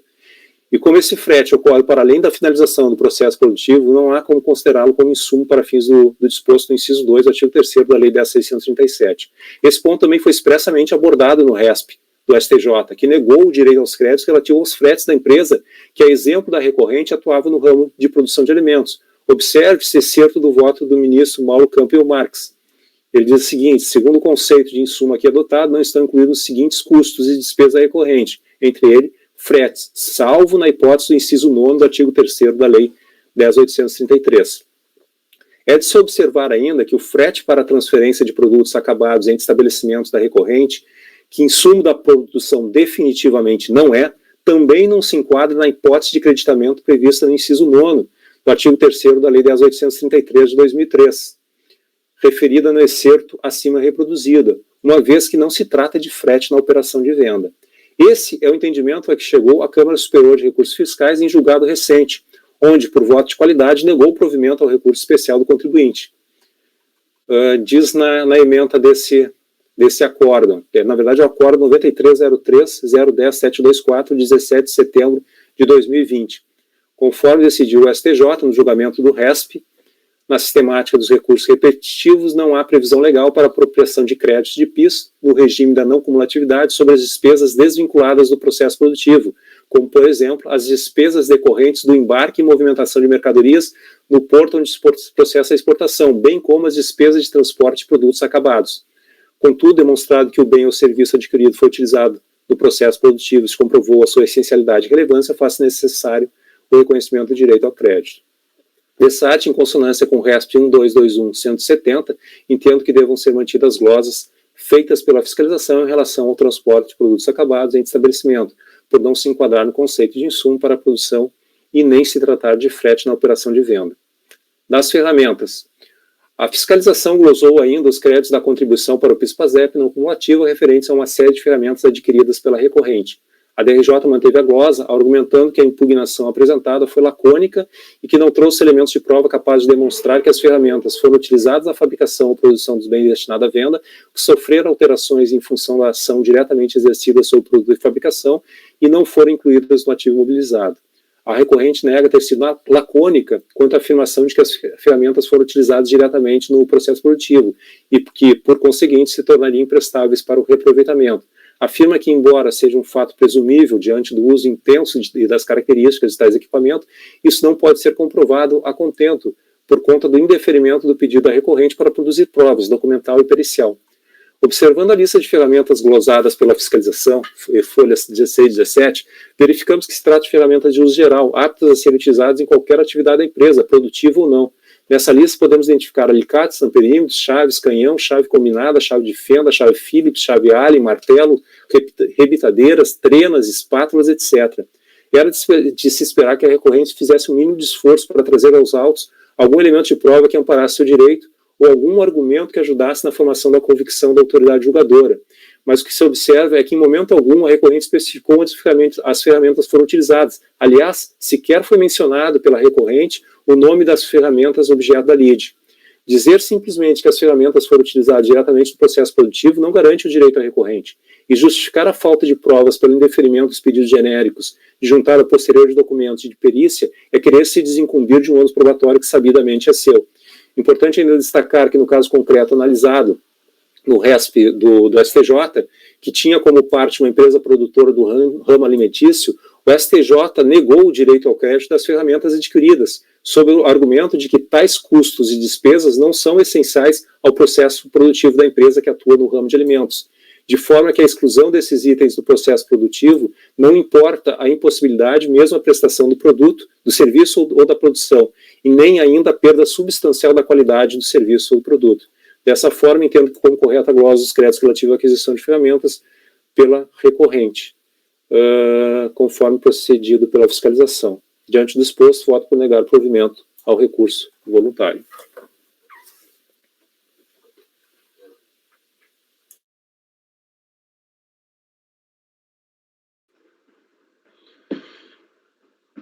Parabéns pelo voto. É o primeiro que é feito, né, Arnaldo?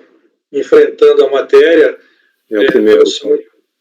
Trouxe muito bem os fundamentos, os precedentes, essa posição do juiz federal, doutor André Pitei, que é um grande conhecedor da matéria, muito bem fundamentado, digno de elogio.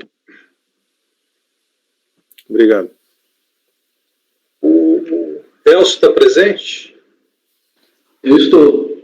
Tá. Não me vês? Não. Então vou entrar de novo.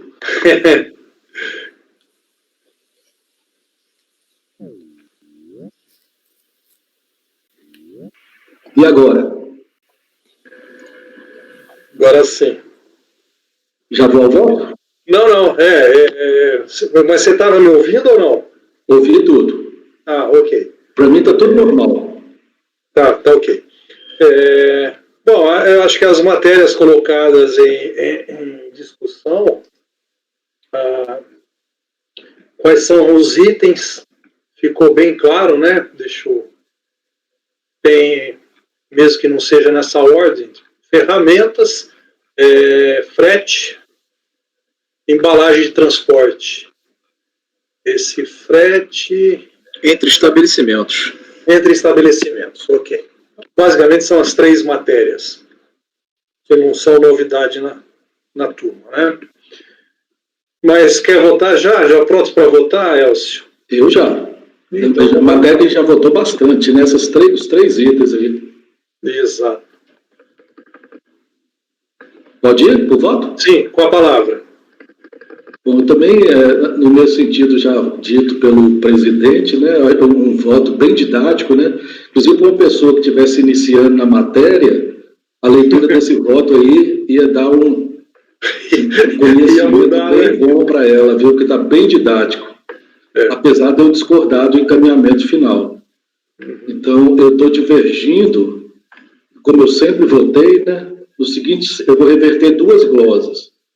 E não nenhuma das duas com base no conceito de insumo, né, como previsão específica da lei. Então, eu vou divergir de embalagem para transporte, se tratar de um produto para alimentação humana, e sem essa embalagem é impossível ela ser armazenada.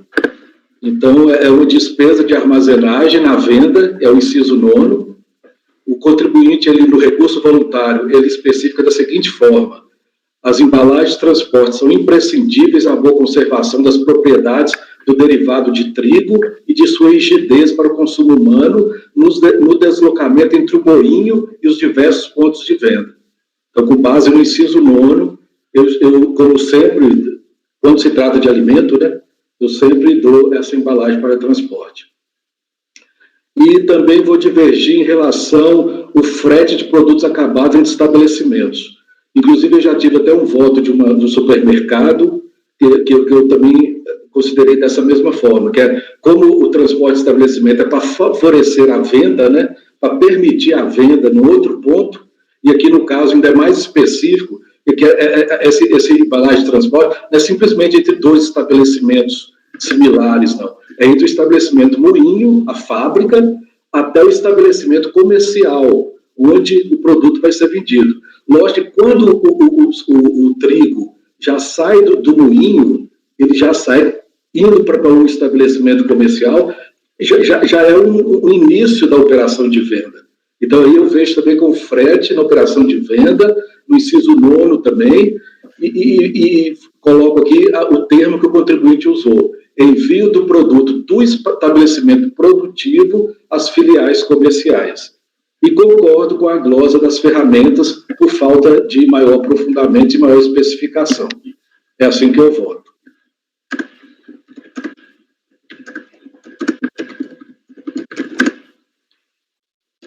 Ok, obrigado. Leonardo. Como dito pelo conselheiro Elton, voto bem didático, de fácil compreensão, acompanha a divergência, já votamos nesse sentido em diversos processos, chamo a atenção de que é recorrente, recentemente, em diversos processos, aproximadamente 20 processos, teve julgado as mesmas matérias pela primeira turma da terceira Câmara, em processos de relatoria da conselheira Lisiane Gelotti Meira, e a unanimidade de votos foi dado provimento justamente aos itens em que o conselheiro Elcio e eu estamos dando. É reconhecido o direito ao crédito relativo à glosa das embalagens e à glosa dos custos com o frete. Eu cito apenas um destes acordos, é o 3301, 009 e 604, da recorrente. Eu acompanho a divergência, senhor presidente. Ok. Mara? Eu acompanho o relator na íntegra, porque eu já tenho votado assim, não concedo embalagem de transporte, né? E ferramentas também, eu vi que são ferramentas de uso genérico, e o frete, para mim, também já terminou a etapa produtiva aí. Agora, só esclarecendo, Leonardo, esse voto que você citou aí da turma 3301, a 3301 parece que vota muito alinhada com essa turma que é 3201 nos insumos, né? Os votos são, talvez pelo fato do Inderlei ter sido dessa turma e ter sido presidente lá e presidente aqui, existe um alinhamento muito grande nos posicionamentos. Então, a gente vê assim, que os votos seguem uma linha muito parecida. Mas eu acompanho. Só esclarecer, eu não trabalhei com o Inderlei. Você não usa na época da Inderlei, não? Não, mas é porque eu andei observando isso quando eu estava fazendo os levantamentos, eu vi e falei assim, olha, eu vi que o mesmo posicionamento da 3201 em alguns pontos era o do 3301. Aí eu vi que a composição sempre tinha o Inderlei nas duas composições. Mara, na verdade, sim, o Inderlei deixou marcas e rastros na turma, mas esses itens, ele acabou sendo, eles foram construindo ao longo do tempo com posicionamentos do Inderlei, do Marcelo Giovanni, da Tatiana, do Pedro, do Leonardo, e a gente foi construindo esses investimentos, né? Eu sempre iniciava discordando também. Com o tempo eu fui me curvando a esses entendimentos. Só um detalhe, não sei se vocês viram, mas pelo menos essa questão do transporte entre estabelecimento na Câmara Superior está tendo uma tendência de reversão, pelo voto de qualidade ainda, mas está tendo uma tendência de reversão. Tem alguns julgados já bem recentes do Conselho da Câmara Superior que não está aceitando mais. Ok. Eu, por um momento, eu fiquei desatento no voto do Elcio, que eu já estava anotando. Elcio, ferramentas, você manteve a glosa, né? Sim. Tá. Por falta de esclarecimentos adicionais. Se ele demonstrasse que era aplicado na produção, eu acataria. Ok. E o Leonardo te acompanhou. Próximo voto é Pedro. Obrigado, presidente. Bom, como é o primeiro voto do Arnaldo sobre insumos, eu vou fazer umas considerações aí. Arnaldo, parabéns, obrigado pela sua dedicação desde o dia 1. A clareza com que você expõe seu pensamento é realmente muito singular, muito boa mesmo. Parece que eu estou lendo algo que eu escrevi para mim mesmo, de tanto que eu consigo me comunicar com o que você escreve aqui. E de fato, agora com relação ao seu posicionamento final, né, a conclusão. De fato, tem alguns conselheiros que pensam assim, tem alguns precedentes nesse sentido também, seja turma ordinária ou Câmara Superior.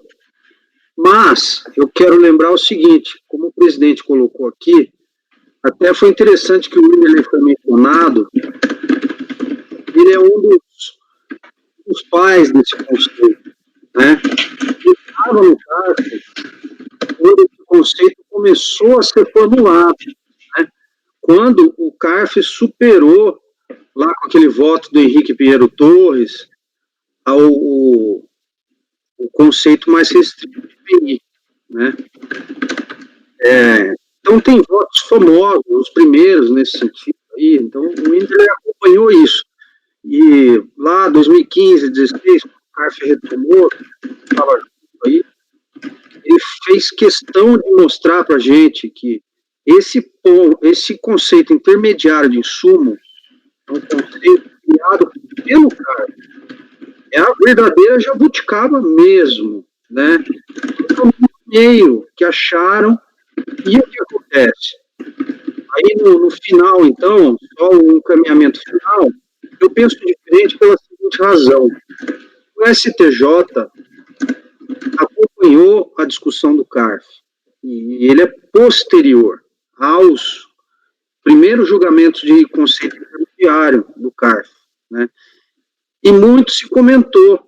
O que o STJ está querendo dizer? Eu lembro, na data dessa decisão do RESP, o Fabrício, o procurador, né, da Fazenda, sustentava exatamente o seu ponto, né, que tem que estar ligado à produção. Né? E na maioria das vezes, e a gente debateu muito isso, né? Pô, mas será que a decisão do STJ quer dizer isso? Né? A gente leu esses trechos aí do bolo também, tudo, debateu muito, e qual que é a conclusão que a gente chegou e acabou levando os precedentes da turma e alguns na Câmara Superior, que o Charles foi para lá, ele mudou o precedente da embalagem, ele mudou o frete entre estabelecimentos para dar provimento. A conclusão é a seguinte, o STJ nada mais fez do que corroborar o entendimento conceito intermediário de insumo criado pelo CARF. Tanto que, alguns meses depois dessa decisão, a ministra Regina Helena foi no seminário do CARF e falou isso ao vivo, né? Então, existem algumas impropriedades no acordo no STJ, né?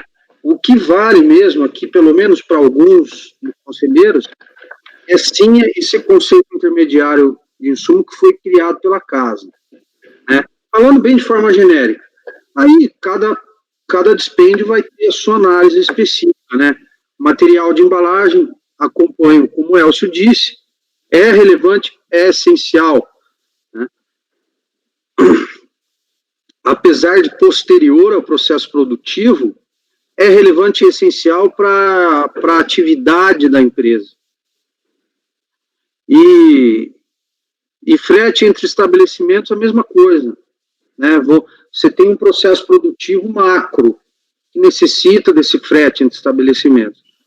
Então, acompanho a divergência. Só deixa eu fazer uma manifestação. Obrigado, Pedro, pelas palavras, pelos esclarecimentos. Mas só até para deixar claro o meu ponto de vista, eu compreendo bem o voto do Elcio, porque para mim ficou muito claro que o que foi analisado lá no RESP do STJ foi o conceito de insumo. E conceito de insumo está ligado com o inciso 2 do artigo 3º, tanto a 10.637 como 10.833. E para mim não tem a menor dúvida, e com toda a vênia eu peço, Pedro, que esse conceito de insumo, ele está ligado à produção. Eu não tenho como distanciar da produção, porque se eu distanciasse da produção e estendesse para toda a atividade da empresa, eu estaria contrariando o disposto no artigo 3º, inciso 2, porque lá é muito claro essa vinculação. Quando o Elcio ele traz a embalagem e a questão do transporte, ele não traz com base no conceito de insumo. E é interessante porque a empresa ela pede esse crédito dizendo que isso é insumo. Em nenhum momento ela argumenta com base no inciso 9. Eu até trago, que para mim não é, tá? Eu discordo do Elcio, para mim não é aquele transporte de bem para venda, mas com base no inciso 9, eu entendo que seria possível fazer, a partir de uma hermenêutica, a gente chegar numa conclusão que eu poderia enquadrar ali. Agora, dizer que é insumo, eu acho que aí a gente estaria extrapolando um pouco não só a decisão do STJ, mas principalmente a gente estaria extrapolando o que diz a lei, tá? O que diz a lei, porque a lei é muito clara nessa vinculação. Eu entendo. Mas essa é a minha opinião, tá? Isso é como eu vejo a matéria. Não, perfeito, eu entendo o seu posicionamento, faz sentido. Agora, como eu disse, eu nesse ponto, eu concordo com o Elcio, mas eu também acho que dá para dar provimento para materiais de embalagem, frete entre estabelecimentos, como relevantes e essenciais para a realização da atividade da empresa. E por que eu acho isso? Por causa que a gente tem um número precedente nesse mesmo sentido, né? Eu volto a dizer, o que eu entendo que deveria, pelo menos, mais nortear esse caso do Sul, são os precedentes da casa, né? Porque você já não está mais aquele conceito de insumo, né? Eu preciso de plástico, né? Eu preciso de tinta. Esse é um insumo no sentido estrito, né? No sentido do IPI. Então, a palavra insumo, ela já não representa mais o sentido original dela, né? O processo produtivo da empresa. Então, realmente, é uma interpretação mais extensiva mesmo, sem dúvida. Sem dúvida. Concordo com você, ela é extensiva, e inclusive sem base legal, tá? Porque não tem base legal para estender esse conceito. Foi criado pela jurisprudência da casa. Obrigado, Pedro. Você até, pegando o gancho do teu exemplo, mas já apontando também a questão que sempre que tem trazido divergência e ponto de vista divergência é quando se trata de armazenagem e materiais empregados no transporte.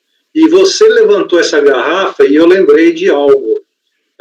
Essa garrafa, é só uma pergunta retórica, essa garrafa, ela precisa ou não de um invólucro plástico para o transporte e apresentação do produto na venda? É só pergunta, não precisa responder, é só questão retórica. Tá?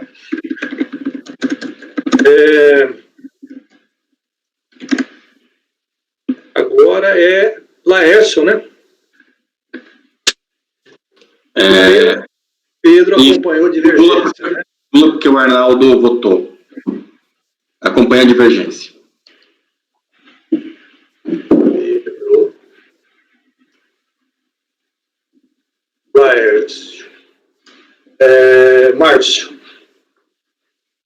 Então, presidente, conselheiros, como já venho votando em processos anteriores, né, quanto à questão da embalagem, né, para estabelecimento, então eu divirjo, né, entendo que tais despesas utilizadas no processo produtivo, quando restarem comprovada sua essencialidade, né, com finalidade de deixar o produto em condições de serem estocados, né, e chegar ao consumidor em perfeitas condições, e a gente está diante de um caso típico, assim, desta forma, né, com sua proteção e integridade, né, assim eu tenho entendido e tenho revertido essas glosas.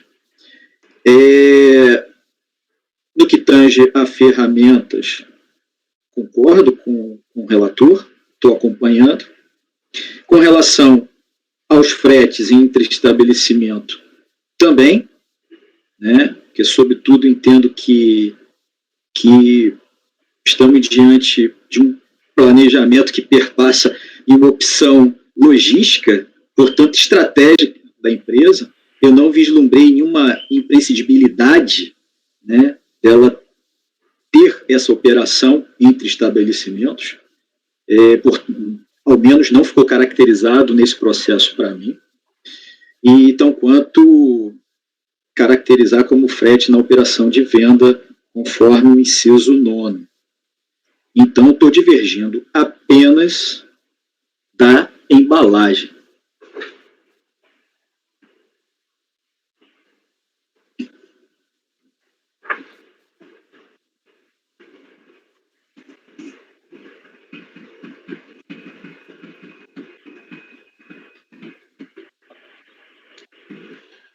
Ok, diverge apenas da embalagem. Então, concede somente na embalagem. Acompanha o Elcio apenas na embalagem. Perfeito. A questão, aquela primeira lá, sim, né? Ok. Eu também, já como é conhecido as minhas manifestações, é bem na direção do voto, e eu e o Pedro e o Leonardo ainda somos dos mais antigos ainda, que somos do tempo do Wanderlei e do Charles, do Marcelo, Giovanni, da Tatiana. Tá? Eu só queria pontuar, chamar a atenção para uma situação. Soluções de consulta da COSIT, quando algum item específico ela quer conceder o crédito, invariavelmente ela se refere dizendo o seguinte: considerado indispensável a viabilização da atividade empresarial. Ela não tem utilizado considerado indispensável a viabilização do processo produtivo. Então, essa própria forma de redação nas soluções de consulta dá margem a se entender que é abrangente. Mas eu entendo, sim, que o conceito de insumo está bem delimitado E como eu já havia dito, as questões que deixam mais dúvidas são aquelas que envolvem armazenagem e fretes na operação de venda, que inclui, inclusive, aquelas embalagens, principalmente, que se relacionam à proteção, guarda, preservação de produtos alimentícios. Eu penso até, presidente, que o próprio insumo, né, se alinha ao que o presidente trouxe agora, porque ele vai além do processo produtivo. Mas até insumo, capítulo à parte, não vamos nem entrar. Sim, mas ele se alinha nessa fala sua. Sim. Tá. De ver toda a atividade. Tá. Daí fica aí também um desafio ao Arnaldo quando tiver que enfrentar alguma coisa que pega a fase agrícola, né? Alguma atividade produtiva que envolve. Mas não precisa se manifestar agora, não. Não, rapidamente, eu não tenho dúvida em relação a isso. A questão do insumo também é bem tranquilo na minha cabeça, que faz parte, sim. Gente, a memória já está lenta, mas eu não redigi por completo o voto, mas ele a decisão ela é por maioria de votos, dando para dar apenas para reverter em relação a material de embalagem,